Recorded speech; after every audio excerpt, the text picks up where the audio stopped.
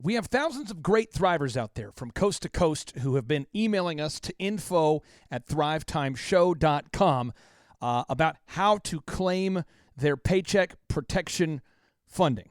If you feel stuck and you don't know what to do to claim your Paycheck Protection funding, please email us today at info@thrivetimeshow.com, info@thrivetimeshow.com, and we shall help you get this funding that you so rightly deserve as your business has been shut down for no fault of your own due to the government's reaction to the government's response to the coronavirus panic. And on today's show, we celebrate the success of a thriver out there just like you that just now got funded. You have questions? America's #1 business coach has answers. It's your Broda from Minnesota. Here's another edition of Ask Clay Anything on the Thrive Time Business Coach Radio Show.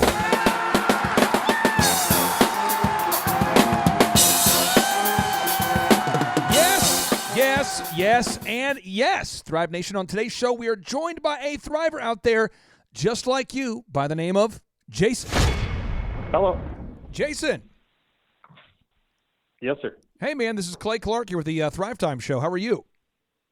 I'm doing great. How are you doing? Man, I'm fired up. I understand that you were funded. Is that correct? I was funded. Yes, sir. Okay. Well, what I wanted to do today, if I could, is just ask you probably 90 seconds of questions because Sure. we've had a very high percentage of our clients. Almost every one of our clients has been funded, but yet in our country, we're talking about 90% of the people that have applied, according to some reports, 90% of the people that applied didn't get the funding, or people that needed the funding didn't get the funding. And I want to encourage the listeners out there that funding actually did happen for a few people out there. Where did you apply for the Paycheck Protection Program loan originally? I applied through my bank, which is kind of a small to medium-sized bank that focuses a lot on businesses. So. And did you did you get funded by the first bank that you applied with?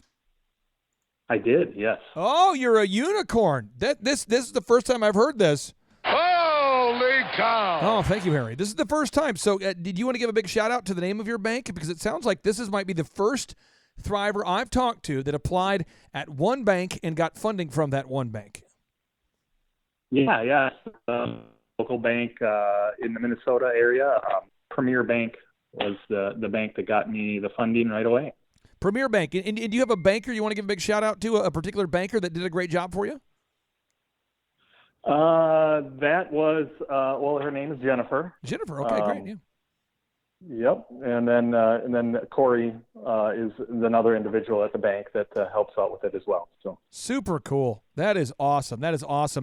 Was it a relief when you saw the money actually go into the bank account? It was, because I wasn't necessarily sure that it would actually happen.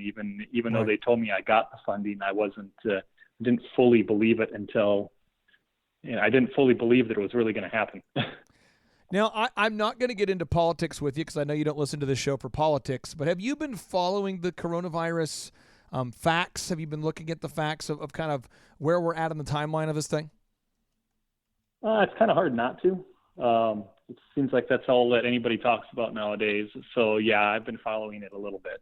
Okay, I'm gonna do a little pop quiz here with you, and if you get the questions right, you win a mega point. Because I'm just trying to make sure all the listeners out there are educated. And if you don't get it right, it's because it's a bad question asked by me. Okay, so fair enough. This is your opportunity to earn 5 mega points. All right, who initially predicted 2.2 million American deaths from the coronavirus? Well, it was that guy out of the UK, and his name is slipping me right now. But is it like Andrew Ferguson? Does that sound right? I'm going to give you got his last name right. His name is Neil Ferguson.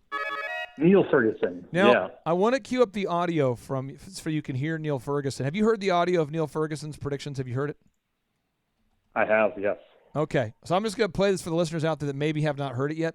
This is Neil predicting the deaths. This is Neil's recommendation for America. Okay, and I'm going to play it for you. You can kind of react to it if you want to. Here, I'm going to cue. This is Neil Ferguson predicting 2.2 million American deaths. This is what he says we should do to stop the spread. Here we go. Cranking it up. So I think kind of fundamental decisions have to be made by countries as to whether they're going to follow what WHO is recommending and what the Chinese did, namely attempt to suppress all transmission, or alternatively try to mitigate, in some sense control an epidemic, but short of completely stopping spread. And it's an important distinction because in the former case, effectively that's a strategy which, I mean, in theory, if it works, could largely prevent deaths from this infection, but would really have to be kept in place for 12 to 18 months until we have a vaccine available at scale. Okay, real quick, I want to ask you this because you are certainly not a disease expert, but Jason, if we kept our country closed for 12 to 18 months, what would happen in your mind? Ooh, we would all go bankrupt. Okay, so Neil Ferguson predicted that we should be closed. I want to make sure you heard that. He says we should close. He recommends we should be closed to 12 to 18 months to make this method work. Then, who is the lead doctor heading up the coronavirus team, the team fighting against the coronavirus? She's on the press conferences with Trump quite often. She wears a decorative scarf every day. Who is this lady for a chance to win another mega point, sir? I do not remember her name. Sir. Oh, okay. Okay. Her name is Dr. Deborah Birx.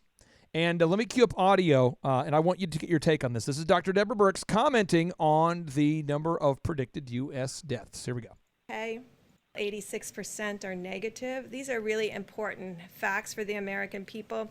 I'm sure many of you saw the recent report out of the UK. Now, honestly, if you hadn't listened to this show, did you ever read the report? Have you read the report? No, I've only all the information I've gotten is from the show. Okay, I want the listeners to know I've put a link to the report that you can read on the thrivetimeshow.com/coronavirus. And I mean this sincerely. I have yet to meet an entrepreneur except for me who's read this article or read this report, and it is the most boring report ever. I feel like I was watching grass grow while reading it, but let's listen to what she says about the report. Here we go. About them adjusting completely their needs. This is really quite important. If you remember, that was the report that said there would be 500,000 deaths in the UK and 2.2 million deaths in the United States. They've adjusted that number in the UK to 20,000. So 500,000 to 20,000. We're looking into this in great detail to understand that adjustment. So think about this for a second, sir. If they said in the UK we were predicting 500,000 deaths and now we're predicting 20,000 deaths, would you agree that the number 20,000 is 25 times less than 500,000? Would you agree with that, sir? Absolutely. That's a mega point for you. Okay, now step number 3. This is your chance. Now, again, this is a chance here. I'm going to play audio. This is of a man speaking, and you get a mega point if you can tell me who this man is and what he means by this. Here we go. I'm going to hit play. Here we go. 4 weeks ago, we had the greatest economy in the history of the world, the greatest in the world, greatest in the history of the world. We had the most jobs ever in the history of the United States, almost 160 million jobs, right? And then one day, I get a call from Deborah, who's fantastic, and from Dr. Fauci. And she said, we have a problem. I said, what's the problem? And they said, we may have to close it up. I said, close what up? They said, close up the country. From what you can tell there, sir, whose voice is that? Well, that would be Mr. President Trump. Okay, okay. So real quick, just we're getting this the timeline. Neil Ferguson predicted 2.2 million American deaths. Then Dr. Deborah Birx said we need to shut the country down. Then Dr. Deborah Birx said, well, now we're predicting 88,000 deaths. And just recently, she came out and reported that we're going to have 61,000 predicted deaths. Now, your final 2 chances to earn a mega point. How many people died from the common flu in 2017, 2018, according to the Center for Disease Control, sir? That was right around 80,000, was it not? Ooh, you're good. Okay, so this is my final question. Is the number 61,000 greater, or is the number 80,000 greater in your mind? If you just had to think about it, it's 80,000. Is that a bigger number or 61,000? Well, I'm going with 80. So in your mind, I guess a final bonus question: which in your mind is scarier, dying a disease that could kill 80,000 people, and/or a disease that can kill 61,000 people? In your mind, I mean, I want to know how you process this. Well, a disease dying from 80,000 people is scarier than 60. Now, especially since now we've got the clinical trials that seem to be working pretty good at helping people get through this. Oh, and check this out, too. You are 100% correct, sir. The Wall Street Journal, I want to encourage you today, and if you go to thrivetimeshow.com/coronavirus, I want you, Jason, and everybody you know to be encouraged. The Wall Street Journal came out with an article today that reported that Stanford has been studying people, doing as many tests as they possibly can.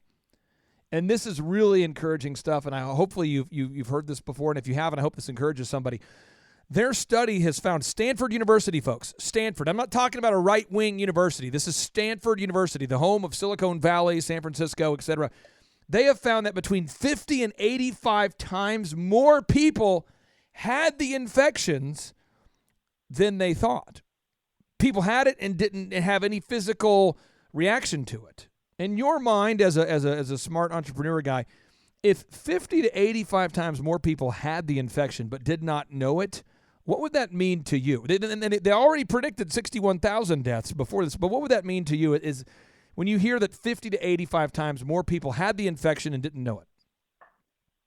Well, to me, it's we're blowing this a little further out of proportion than we need to, because obviously there's a lot of people that have come down with the disease that have handled it just fine, and nothing more than maybe just a normal sickness, having to rest for a few days, and then they're back to their normal selves again. So, I mean, I don't understand, why everything is getting so blown out of proportion with this. Did you go to high school somewhere, sir? Yeah, I did attend for a little while. Do you remember the hot chicks, the ladies, that were the ones that were like the super popular girls? Do you remember the popular girls in high school and then the popular guys, the hot dudes? You remember that, the high school football player and the popular cheerleading ladies? Do you remember those two groups, the popular guys and the popular girls? Yep. Did you ever remember a rumor being spread in high school? Do you ever remember I'm not asking for a specific one, but do you ever remember like a rumor being spread? Yeah, it goes like wildfire, doesn't it? And I'm going to play audio for you of somebody who was an American who got busted telling something that wasn't true. And rather than admitting that what he said wasn't true, he kept doubling down. Let me play audio for you. Here you go. I'm going to play audio. This is of a famous American who got caught lying and then decided to lie some more. Here we go. And I worked on it till pretty late last night. But I want to say one thing to the American people. I want you to listen to me. I'm going to say this again. I did not have sexual relations with that woman, Miss Lewinsky. I never told anybody to lie. Now, obviously, that's President Bill Clinton there. But do you remember that? Are you old enough to remember him saying that he did not have sex with Monica Lewinsky? Absolutely. But do you remember later on how he came out and kind of had to admit that he did it? Yep. Now, I have audio. Are you familiar with who the Dr. Ben Carson is? Are you familiar with that name? I've heard the name, yeah. He ran for president. He's an African-American cardiologist. I'm going to cue up audio for you. He ran for president. He's an African-American. He's a cardiologist. I'm going to play the audio of his announcement here that came out last night, and I'd like to get your take on what it means to you as an entrepreneur. Here we go. Let me cue it up here. One of the things we don't seem to talk about a lot are the number of people who have recovered, which is going to be about 98% of all the people who get it. What did he just say in your mind? That most people who get this virus are going to recover from it and with no major problems. Okay. If you didn't listen to this to our show there, sir, would you know these facts? I mean, are these wild? Are these being commonly reported? I mean, would you have any idea of these things if you didn't listen to this show? Probably not. You know, you're the first thriver I've talked to, and I've talked to thousands of thrivers today, or in the last week. And you're the first thriver that I've talked to that got funded by one bank, which is awesome, by the way. That's a great. Seriously, most of our the thrivers have had to apply for at least a loan at 3 to 5 banks. So you're very rare in that you got approved by the first bank. That's awesome for the Paycheck Protection Program, and you should go hug your banker whenever you're allowed to. But I've also heard from so many thrivers, and they said, Clay, this is literally the only place where I'm hearing this. Do you and your wife watch the news at night, sir? We don't. Okay. Yeah. And entrepreneurs, I find, typically don't. Got one more audio clip I'd like to play for you, and I'd like to get your take on this. This is an audio clip from a senator from Minnesota. You live in Minnesota, correct? I do, yes. This is a senator from Minnesota named Dr. Scott Jensen. He's both a doctor and a senator. He lives in Minnesota. I'm going to play the audio of this clip, and I'd like for you to break down what you think it means from your perspective as an entrepreneur. Here we go. Well, in short, it's ridiculous. I spent some time earlier today just going through the CDC's manual on how to complete death certificates and the parts that were specifically written for physicians. And in that manual, it talks of precision and specificity, and that's what we were trained with. The determination of the cause of death is a big deal. It has impact on estate planning. It has impact on future generations. And the idea that we're going to allow people to massage and sort of game the numbers is a real issue, because we're going to undermine the trust. And right now, as we see politicians doing things that aren't necessarily motivated on fact and science, the public's their trust in politicians is already wearing thin. So what do you say to Dr. Fauci tonight? Well, I would remind him that anytime healthcare intersects with dollars, it gets awkward. Right now, Medicare has determined that if you have a COVID-19 admission to the hospital, you'll get paid $13,000. If that COVID-19 patient goes on a ventilator, you get $39,000, 3 times as much. Nobody can tell me after 35 years in the world of medicine that sometimes those kinds of things impact on what we do. Some physicians really have a bent towards public health, and they will put down influenza or whatever because that's their preference. I try to stay very specific, very precise. If I know I've got pneumonia, that's what's going on, the death certificate. I'm not going to add stuff just because it's convenient. I think. Now, he just pointed out that hospitals get $13,000 every time they check the box as somebody having COVID-19. Now, I don't know millions of people, but I know 3 people very well who have told me that they were diagnosed with having the COVID-19 virus over the phone, and then when they took the test, they didn't have it.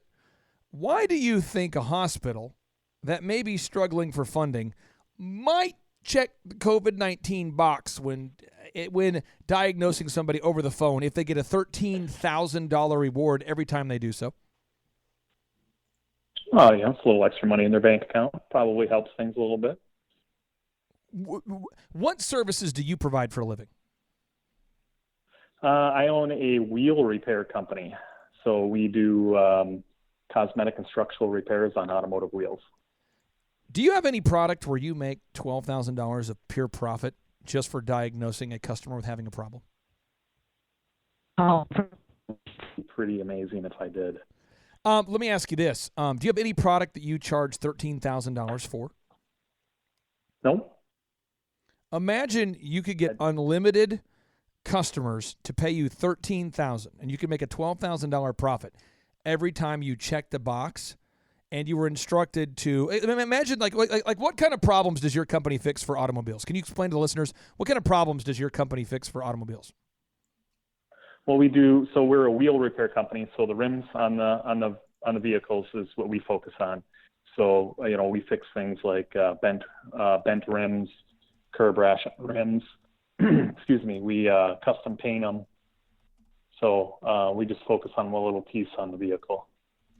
So imagine that you got $13,000 from the federal government to tell me that my wheel needed to be replaced and that I as a consumer would have to pay nothing. But you would get $13,000 if you told me that I had to replace my wheels. Have you ever met people in your industry that tell customers they need to replace their wheels even when they don't need to? Not very often, but I'm sure there's a few out there. Have you ever seen it before where somebody is BSing you? Have you ever had an employee BS you about receipts or lie to you about mileage or lie to you? Have you ever had anybody lie to you as it relates to money? Oh, absolutely. Why do you think they did it? Well, it's a benefit to them in some way. Does it bother you? Always. And when you sit down and when you look somebody in the eye who's been lying to you, have you ever asked them directly if they're lying to you and then they continue to deny it even after you ask them? Absolutely. You've actually had this happen to you? Sure. Oh, yeah. So imagine that I'm not a conspiracy theorist and you're not, and we're just looking at the facts. How embarrassing would it be if you misquoted a customer by 25 times? I mean, what if you said to me, Clay, it's going to be $2,000 to replace your wheels? And I go, $2,000? And you said, yeah, it's going to be $2,000. I go, oh my gosh, $2,000? You said, no, I mean $50,000. I mean, how wrong can you be before you lose credibility in quoting in your mind? I mean, especially if you're in whatever field, you can't be that far off in my eyes. I think it's got to be plus or minus less than 10% difference. If a guy named Neil, if there is any, if a guy named Neil worked for you, and he made projections that were 25 times off, would you write him up or would you fire him? I mean, if he was making price quotes that were off that much, how much could he be off before you'd fire him? It would be, he couldn't be off. How much could he be off by? So, you'd have to be off. I mean, if someone was off by 10% on accident a few times here and there, that's probably not outside of, standards. But, we definitely would want someone to be right on the money. As a company, we'll always err towards making a little bit less just to make sure that everything is the way it should be versus gouging customers. What would you say to an employee of yours who was off by 25 times? I mean, seriously, pretend that happened. What would you say to him? I'd probably say this isn't the right place for them to be and that we would have to part ways. Would it be shocking to you if I told you that Neil Ferguson's organization that he works for is called, I just want to read the name to it. Read the name to you. Would you be shocked if the name of his organization was called the Abdul Latif Jameel Institute for Disease and Emergency Analytics? Have you seen the prices of oil today? Have you seen the prices of oil? I haven't seen it today, but I know that I think yesterday it was like 10, 11, 12 bucks a barrel. Pretty cheap. I want to read this to you real quick, and then you can hang up on me, okay? Currently, This is according to Fox and CNN right now. The price of oil for the first time in American history is now negative, which means there is so much oil being produced that oil has no value, meaning that the price at the pump is going to drop super low. And do you want to guess who is pumping all the oil? Do you want to guess what country is pumping all the oil? Would it be the OPEC countries? Whatever ones are involved in OPEC? And specifically, what country do you think it is? And again, I'll throw out a name. Saudi Arabia. So Saudi Arabia is now pumping oil, and we now have hit $0 a barrel, folks. As of right now, this very second, we now hit $0 a barrel for the first time ever. And the Saudi Arabians are the one pumping the oil. We have a price war going on currently with the Saudi Arabians. And guess what country started this organization called the Abdul Latif Jameel Institute for Disease and Emergency Analytics, which is the company that writes Neil Ferguson's checks. Guess what country started it? Would it be Saudi Arabia? It is Saudi Arabia. Yes. So Neil Ferguson. What a coincidence. Well, isn't it a coincidence that the first time in American history we're having an oil price war of this epic of a conflict, that at the very same time that the guy who's predicting, and by the way, the only way to get prices this low is to keep every American from doing what? What do you think? Spending money. And traveling. Traveling, yeah. If you stay in your home, that's the only way we could have got the gas consumption to be this low. That's what happened. It's unbelievable. It's unbelievable. Are you still staying busy right now? Because I'm seeing a lot of clients that are telling me they're actually getting busier as more and more information's coming out, as more and more data's coming out. They're getting busier and busier every week as more and more people don't believe this craziness. Are you getting busier yet, or what are you seeing right now in Minnesota? Well, we were We were always busier than I thought we would be when they announced the shutdowns. We always kind of stayed relatively busy. We're definitely down for where we normally are this time of year by quite a bit, but it does feel like things are starting to pick up. Amen. Within the last week to week and a half. So. Well, brother, I appreciate you so much for having the courage to hop on the show and encourage so many listeners. What would you say for the listeners out there that are discouraged right now? Because I want them to hear from a guy just like you who runs a business. What encouragement would you have for the 500,000 listeners out there? There's no pressure, but we have about 500,000 people listening. What encouragement would you have for them? Well, hang in there. It'll get better, Just stick to sales. We've kind of put our nose down and just charged forward and making sure that everybody knows we're still around, everybody knows we're still in business, and that we'll continue to be in business, and that's made all the difference in the world.